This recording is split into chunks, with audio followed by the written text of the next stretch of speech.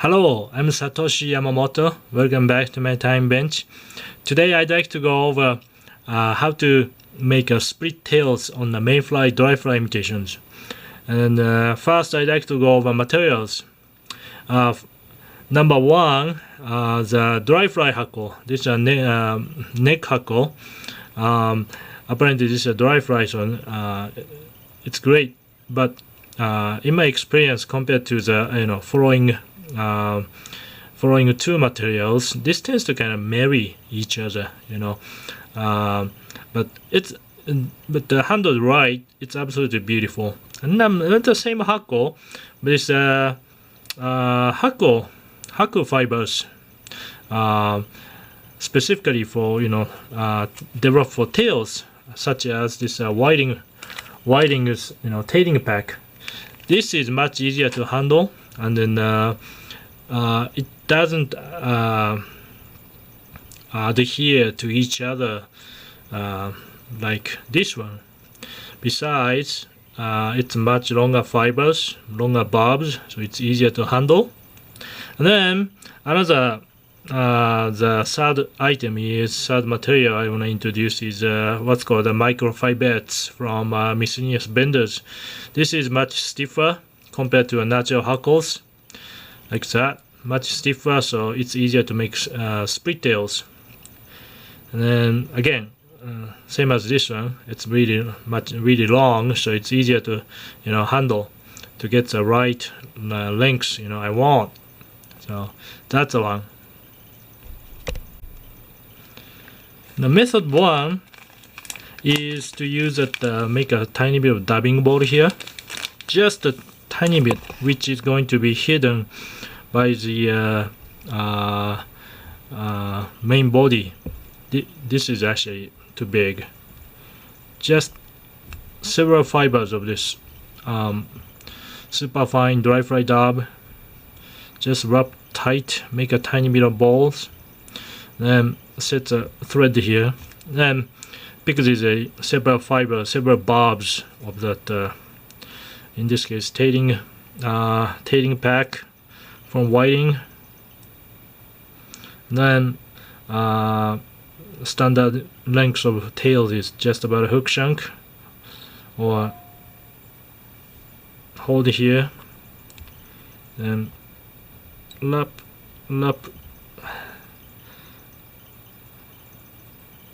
I like to secure the butts as much as you can before I cut off. I prefer that way. Then use your fingers or even a bottlecking, and then it's easier to split and press from top, so you're splitting nicely here, and then followed by the rest of the dabbing.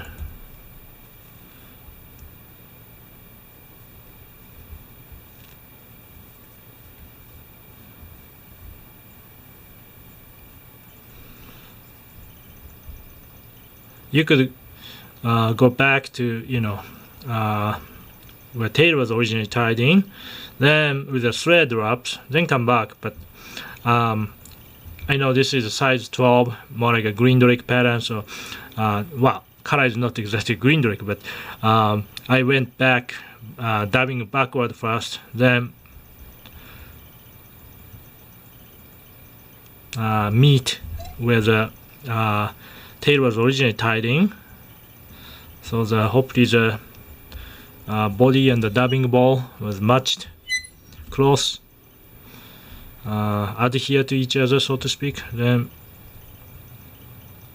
nice tapered body with a split tail. If you want to, you can reach in with your scissors and then trim off a few fibers here like that, if you want to. But this is method one. Here's a method number two. First, I attach my thread on the hook shank, and then, but I do not cut this the thread end. Instead, I keep wrapping to the tail tying point, keeping the thread right on the top in the middle of the hook shank So if this is a giant hook, and cutting right here, right on the top. Then once I reach here, I will pluck out, two. This is going to be a two split tails. So might as well I cut out the two tails here, two tail bobs, and then the measure either hook shank or entire hook length. Hold, time with a soft loop.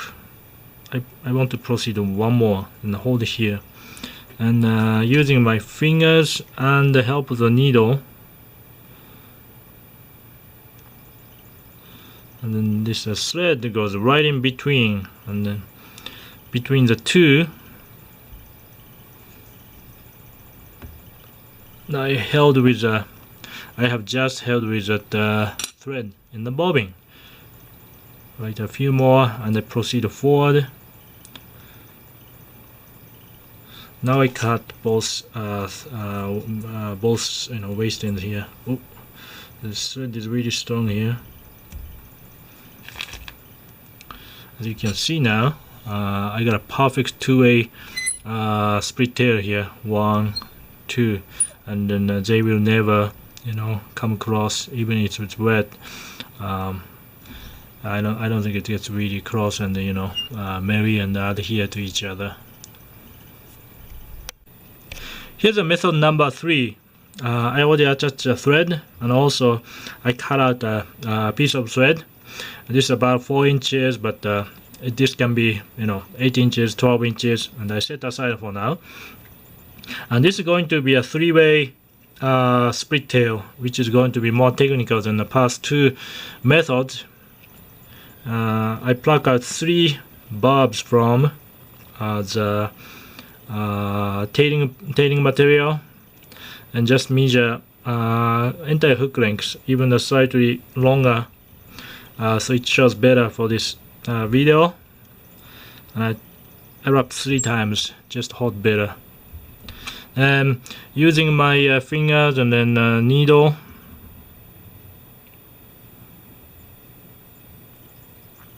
I make an initial split. So now here comes the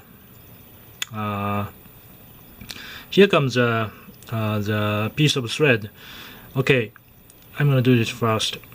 It goes under the shank and against the bend. And what's gonna happen is one end and 2 end here, and then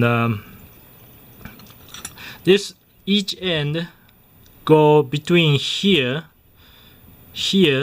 and then here. So I'm gonna move my fingers away from the screen.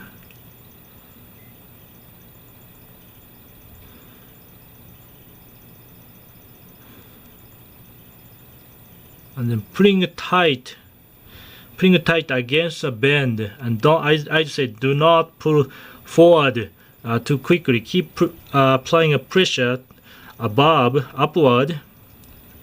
Because if you pull forward too quickly, you're gonna pull everything forward.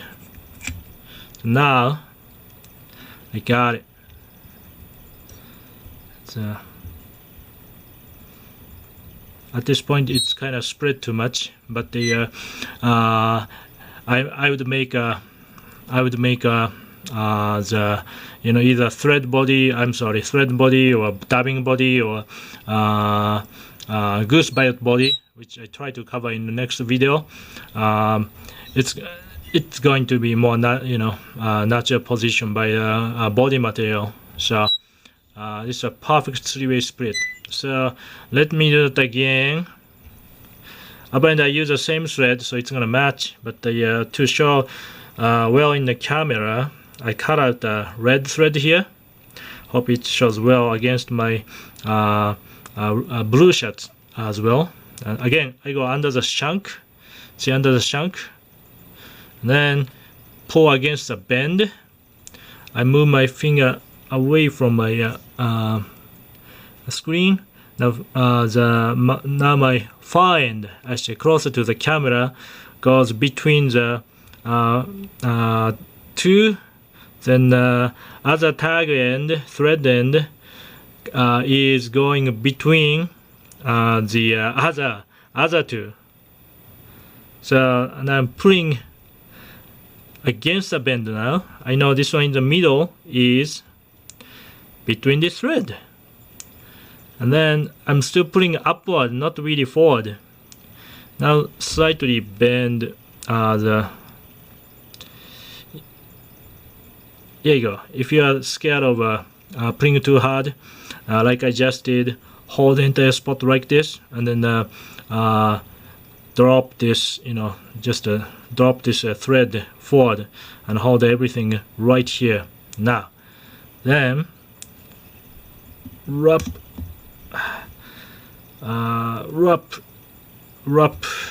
everything, two thread pieces, and then two thread ends, and then the tail fibers, everything wrapped together as nice as you can, which is going to be which are going to be concealed anyway by the body, but here you go. Here's a perfect. So can you see the red thread underneath? Just underneath here, right here. So it goes under, and each end goes between these two. So this is a perfect three-way split tail